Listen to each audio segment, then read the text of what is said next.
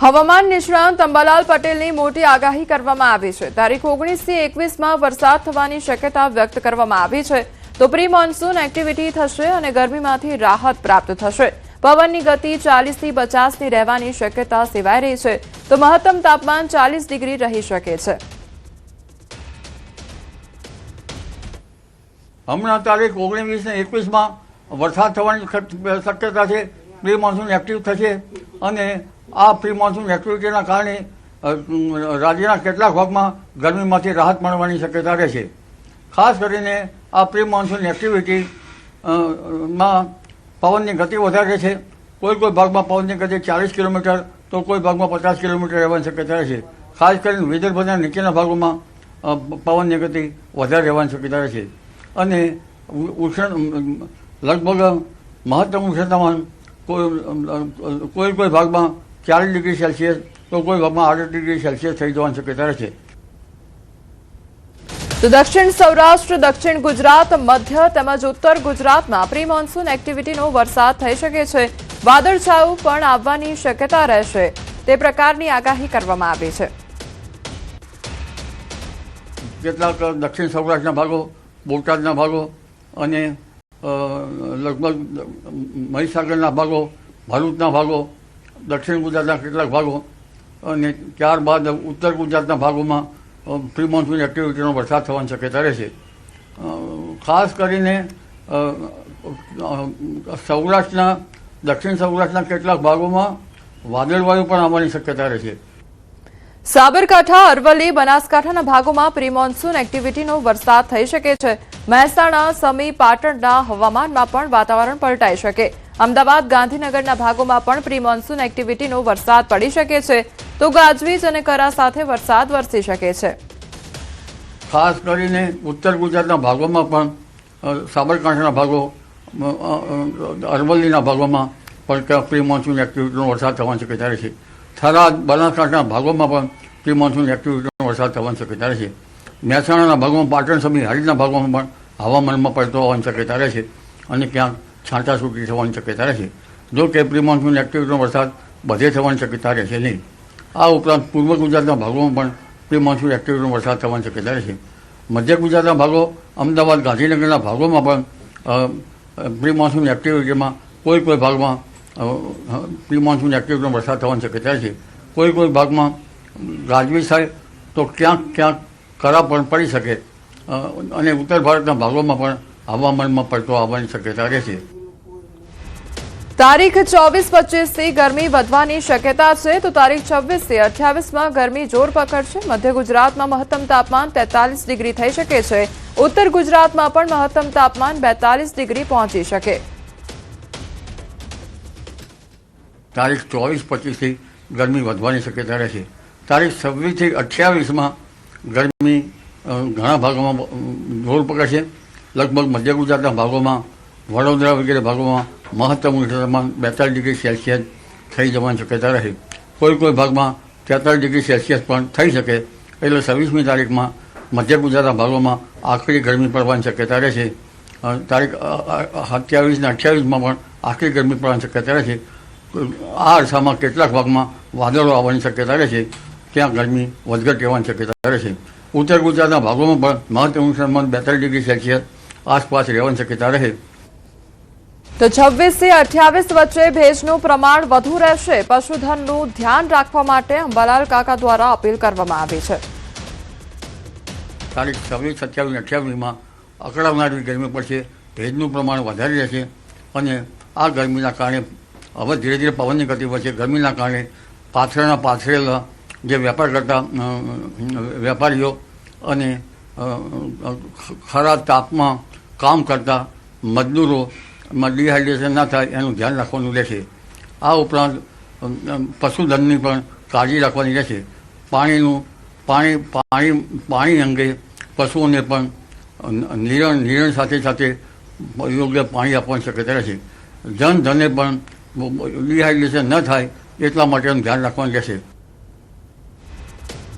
રાજ્યમાં 7 શહેરોનું તાપમાન 39 ડિગ્રીને પાર પહોંચ્યું છે। 41.9 ડિગ્રી તાપમાન સાથે રાજકોટ સૌથી ગરમ શહેર, તો અમદાવાદમાં 40.4 ડિગ્રી તાપમાન નોંધાયું છે। અમરેલીમાં 40.3 ડિગ્રી તો ભુજમાં 39.7 ડિગ્રી તાપમાન નોંધાયું. ગાંધીનગરમાં 39.6 ડિગ્રી તાપમાન નોંધાયું છે. વડોદરામાં 39.4 ડિગ્રી તો ડીસામાં 36.2 ડિગ્રી તાપમાન નોંધાયું છે.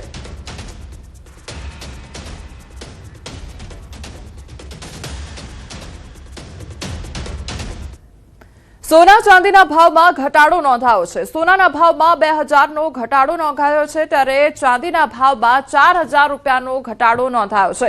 1 તોલા સોનાના ભાવ 1,56,100 રૂપિયા નોંધાયો છે, તો 1 કિલો ચાંદીનો ભાવ 2,57,000 રૂપિયા પર પહોંચ્યો છે. તો સોના ચાંદીના ભાવમાં ઘટાડો જોવા મળ્યો છે.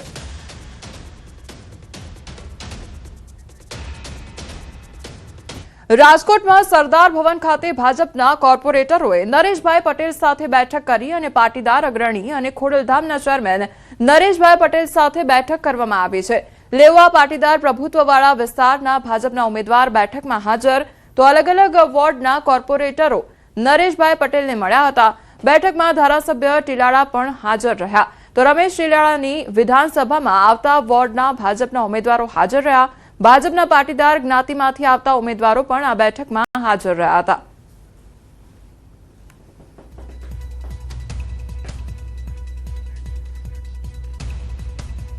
રાજકોટમાં ટિકિટ ન મળતા લોહાણા સમાજ નારાજ જોવા મળી રહ્યો છે. આવતીકાલે લોહાણા સમાજનું સંમેલન યોજાવાનું છે. લોહાણા સમાજની પત્રિકા વાયરલ થઈ રહી છે. લોહાણા સમાજ સાથે ભાજપે અન્યાય કર્યાનો ઉલ્લેખ કરવામાં આવ્યો છે, તો આવતીકાલે મળનારી બેઠકમાં નિર્ણય પણ લેવામાં આવશે.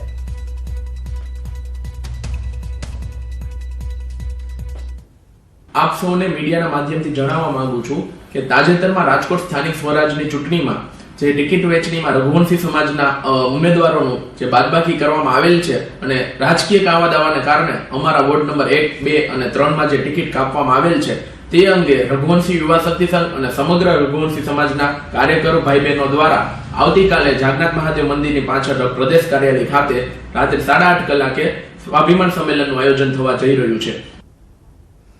ભાજપના ઉમેદવારનું નિધન થયું છે. વિજયનગર તાલુકા પંચાયતના ઉમેદવારનું નિધન થયું છે. ચિતરિયા બેઠકના ભાજપના ઉમેદવાર કે જેઓનું નિધન થયું છે, તાલુકા પંચાયતના ભાજપના ઉમેદવાર તરીકે ચૂંટણી લડી રહ્યા હતા. ભાજપ ઉમેદવાર લીનાબેન લક્ષ્મણભાઈ નીનામાનું અવસાન થયું છે, તો ભારતીય જનતા પાર્ટીના વિસ્તારમાં મજબૂત મહિલા આગેવાન તેઓ હતા. બુધવાર સાંજે અચાનક ગંભીર બીમારીને લઈને તબિયત લથડી હતી. તબિયત લથડતા ભિલોડાની હોસ્પિટલ ખાતે ખસેડવામાં આવ્યા હતા, જ્યાં તેમનું સારવાર દરમિયાન મોત નીપજ્યું હતું. તાલુકા પંચાયતની ચિતરિયા બેઠકની ચૂંટણી મોકૂફ રહેવાની હવે સંભાવના સેવાઈ રહી છે. બનાસકાંઠામાં શરૂ થયું છે પડકાર પોલિટિક્સ અને બનાસકાંઠાના ધાનેરા ભાજપના આગેવાન અને ધાનેરા વિધાનસભાના પૂર્વ ઉમેદવાર ભગવાનદાસ પટેલનો એક વિડીયો સોશિયલ મીડિયા પર વાયરલ થઈ રહ્યો છે. આ વિડીયોમાં તેઓ મતદારોને સંબોધતા સ્પષ્ટ શબ્દોમાં ચેતવણી આપતા જોવા મળી રહ્યા છે. તેઓ કહી રહ્યા છે કે 150 કરોડના ખર્ચે ધાનેરા તાલુકાના 87 તળાવો ભરવા માટે પાઇપલાઇનો આવી ગઈ છે. જો વારે ઘડીએ ભૂલ કરશો તો અમારા પગ તમારા કામ કરવા માટે ગાંધીનગર નહીં ઉપડે, આ તમને સ્પષ્ટ કહું છું. હજુ ભૂંગળા પડ્યા છે, પાણીમાં નથી નાખ્યા. તો આ તરફ કોંગ્રેસે આ નિવેદનને વખોડ્યું છે. અને વારે ઘડી ભૂલ કરીને તો તમારા કામ કરવા અમારા પગ ગાંધીનગર નહીં ઉપડે, આ તમને સ્પષ્ટ કહું. હજી ભૂગળો પડ્યા પોણીમાં નહીં નોખ્યા. વિચાર કરજો. જો તમારું ભવિષ્ય, તમારી આવનારી પેઢીનું ભવિષ્ય જોતા હો, સુખાકારી તાલુકામાં જોતા હો, તો ભારતીય જનતા પાર્ટી સિવાય કોઈનો વિચાર નહીં કરવાનો. અરે સરકારે કામ કરવા પડે, સરકારે પ્રજાની માંગણી સંતોષવી પડે. એમાં તમે કોઈ ઉપકાર નથી કરતા. તમે પ્રજા ઉપર કોઈ ઉપકાર નથી કરતા. પ્રજાના ટેક્સના પૈસે ભૂંગળા નંખાવાના છે. ભારતીય જનતા પાર્ટીના કમળના નિશાન વાળાઓના ખિસ્સામાંથી આ પૈસા નથી નંખાવાના. માટે પ્રજાએ આવા જુઠ્ઠાણું ચલાવતા, આવા ધમકી આપતા લોકોથી ચેતી જવાની જરૂર છે. અરવલ્લીમાં ફરી એકવાર જોવા મળી છે સીએમની સાદગી. નાની દીકરીને સીએમએ ઈચ્છા કરી પૂર્ણ, ત્યારે દીકરીએ સીએમના સન્માનની ઈચ્છા વ્યક્ત કરી. મુખ્યમંત્રીએ બાળકીને મંચ પર બોલાવી અને બાળકીએ સીએમને સરસ્વતી પુસ્તક આપી તેઓનું સન્માન કર્યું હતું. તો સીએમ દ્વારા જે બાળકીની ઈચ્છા હતી તે પૂર્ણ કરવામાં આવી છે અને બાળકીએ સીએમને સરસ્વતી પુસ્તક આપ્યું હતું અને ત્યારબાદ તેમનું સન્માન કરવામાં આવ્યું હતું. તો ફરી એકવાર સીએમની સાદગી જોવા મળી છે. નાની દીકરીની જે ઈચ્છા હતી તે સીએમ દ્વારા પૂર્ણ કરવામાં આવી છે. મંચ પર આ દીકરીને બોલાવવામાં આવી હતી અને ત્યારબાદ સીએમનું સ્વાગત કરવામાં આવ્યું હતું અને આ સાથે તેમને પુસ્તક પણ આપવામાં આવ્યું હતું. સ્થાનિક સ્વરાજની ચૂંટણીમાં ભાજપની જીત અંગે અનિલ પટેલે કહ્યું કે ચૂંટણીમાં કુલ 724 બેઠકો પર બિનહરીફ ચૂંટાયા છે. પ્રજાનું સમર્થન ભાજપને છે અને ભાજપને મળ્યું છે તે પ્રકારની વાત કરવામાં આવી. એ પ્રમાણે કુલ 724 સીટો પર ભારતીય જનતા પાર્ટીના ઉમેદવાર બિનહરીફ ચૂંટાયા છે કે કોંગ્રેસ કુલ 10,005 સીટો પર બી પોતાના કેન્ડિડેટ ઊભા રાખી શકી નથી. ગુજરાતમાં પ્રજાનું સમર્થન ભાજપા સાથે છે, કમળને છે. એટલા જ માટે કોંગ્રેસ હોય કે અન્ય લોકો એ પોતાના પૂરતા ઉમેદવાર ઊભા રાખી શક્યા નથી. તો ભાજપ દ્વારા પૂરજોશમાં તૈયારીઓ હાથ ધરવામાં આવી છે. જે સ્થાનિક સ્વરાજની ચૂંટણીની તૈયારીઓ ચાલી રહી છે ત્યારે જે સમર્થન પ્રજાનું મળી રહ્યું છે તે વિશે વાત કરવામાં આવી રહી છે. સુરતના ઉધના વોર્ડ નંબર 28માં ચૂંટણી પ્રચાર માટે પહોંચેલા ઉમેદવારોનો સ્થાનિક રહેવાસીઓએ વિરોધ કર્યો હતો. સ્થાનિકોએ આક્ષેપ લગાવ્યો છે કે વિસ્તારમાં રસ્તાઓ પર પાણી ભરાવાની સમસ્યા હોવા છતાં કોઈ કામગીરી કરવામાં આવી નથી. અનેક વખત ફરિયાદો કરવા છતાં પણ તંત્ર દ્વારા કોઈ પગલાં લેવામાં આવ્યા નથી. તે દરમિયાન ભાજપના કાર્યકર્તાઓ અને સ્થાનિક લોકો વચ્ચે તીખી બોલાચાલી પણ થઈ હતી અને તણાવભર્યું વાતાવરણ સર્જાયું હતું.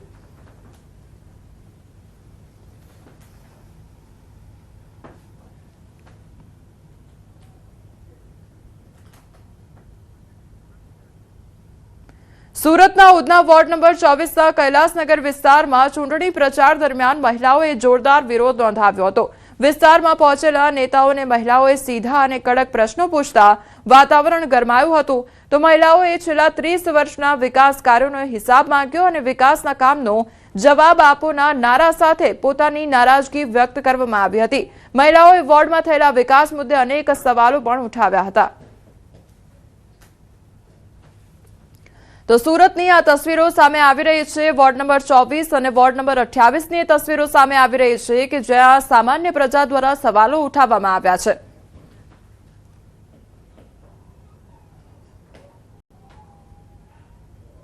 વલસાડમાં કસ્ટમ વિભાગની દરિયામાં મોટી કાર્યવાહી હાથ ધરવામાં આવી છે. દરિયામાં દારૂની હેરાફેરી કરતા 8 લોકોની ધરપકડ કરવામાં આવી છે.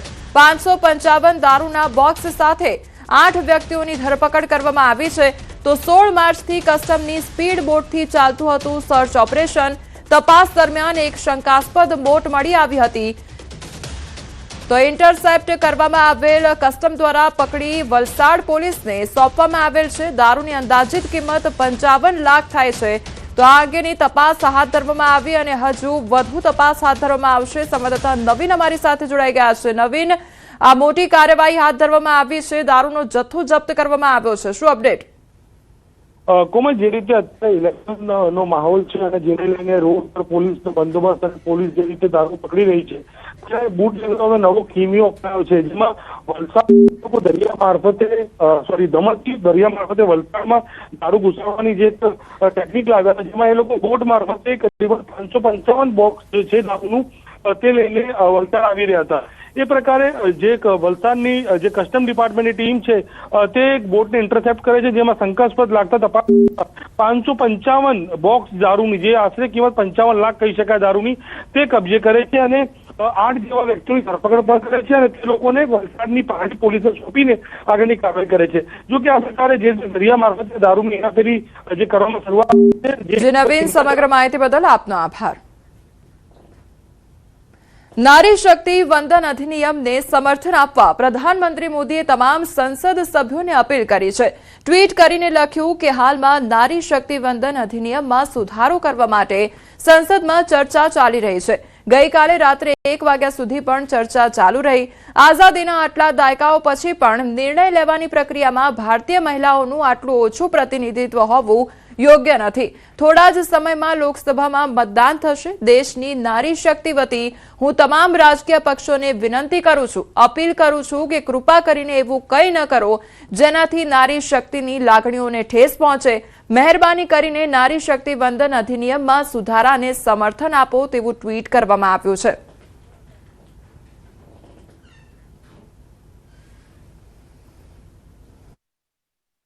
गांधी जी से अनुरोध किया, ये तरीका कि नेता बिल्कुल भी प्रतिपक्ष नहीं है। होने के नाते बिल्कुल आप नहीं। बोलिए, मगर नियम से काम बोलिए। ये लाओ करूंगा मैं। और ये माननीय सदस्य इस प्लीज देश का 140 करोड़ माननीय सदस्य का प्लीज। चुना हुआ प्रधानमंत्री को ये अनाप शराब बात करके क्या साबित करना चाहते हैं? आज जो भाषा इस्तेमाल कर रहे हैं, स्पीकर साहब ने बार बार कहा कि वो बोल सकते हैं मगर नियम के तहत ऐसा नहीं चलता है। हाँ, संसद। ऐसे तो नहीं बोल हम सकते। लोग एक्सपेक्ट करते हैं कि राहुल गांधी नहीं बोल मेच्योर हो सकते। गए हैं। अफसोस की बात है, नेता प्रतिपक्ष क्या भाषा इस्तेमाल करते हैं। ये कोई तरीका होता है? देश का प्रधानमंत्री रिपोर्ट से निकालता हूं। 140 गलत तरीका। करोड़ लोगों ने मिलकर प्रधानमंत्री बनाया है। आप इस तरह से अनाप शराब बातें करते हैं, आपको शोभा नहीं देते हैं। क्या बात करते हैं? नेता प्रतिपक्ष इस तरह का भाषा इस्तेमाल करते हैं, ये कोई तरीका नहीं होता है।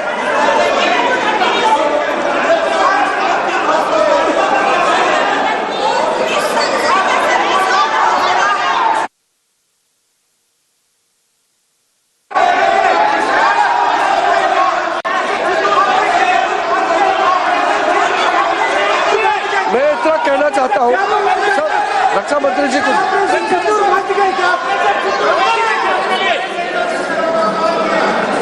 अध्यक्ष महोदय,